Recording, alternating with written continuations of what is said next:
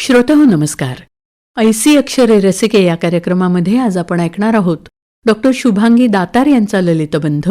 आजचा विषय आहे सृजनानंद.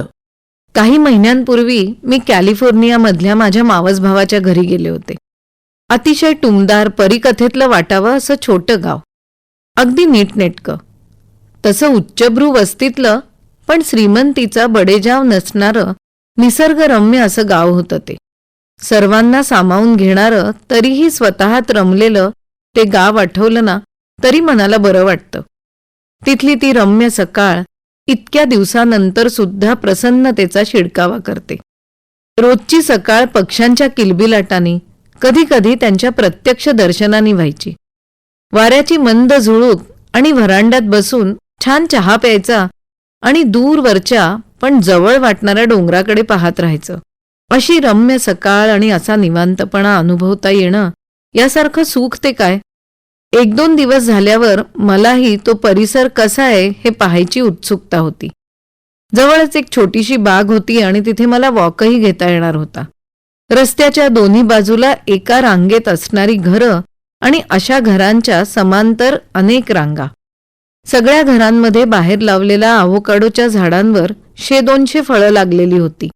तशीच टँगरीन म्हणून ओळखली जाणारी संत्र्यासारखी फळं भरपूर, म्हणजे फांदी आणि कसलेली मोसंबी, लिंब असं काही ना काही प्रत्येकाच्या बागेत होतंच.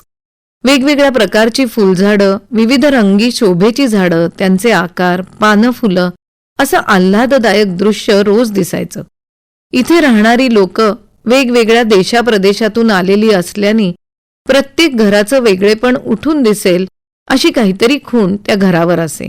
ती त्या त्या प्रांताची ओळख करून देत होती. मग आपण आपले अंदाज बांधत चालत राहायचं, त्यात पण एक गंमत असते. तरीही एक घर मात्र विशेष लक्ष वेधून घेणारं होतं. त्या घराबाहेरची बाग इतकी देखणी आणि ऐटबाज होती म्हणून सांगू. अनेक रंगांची, प्रकाराची, शोभिवंत फुलांची आणि काही नुसतीच शोभेची झाडं.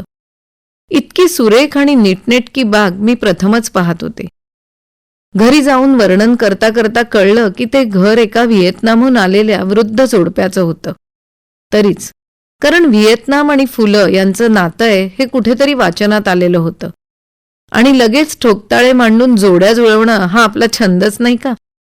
दुसऱ्या दिवशी चालायला जाताना मनाशी म्हणत होते की एकदा तरी मला ते आजोबा किंवा आजी भेटले ना तर बरं होईल आणि त्यांच्या या नितांत सुंदर बागेचं मनापासून कौतुक करता येईल.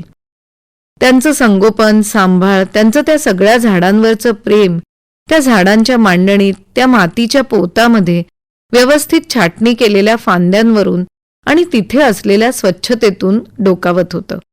परत येताना मला जायचं त्या गल्लीत वळले आणि काय भाग्य की दोघेजण बागेत होते. वा वा, काय तो क्षण. एका श्वासात अगदी तोंड भरून कौतुक केलं. यावर ते गोडसं हसले. आजोबा म्हणाले, nothing much, we just live with them. मी हरखून बघतच राहिले. वा, काय वाक्य आहे. आम्ही त्यांच्या सोबत जगतो. काय अनुभव असेल नाही.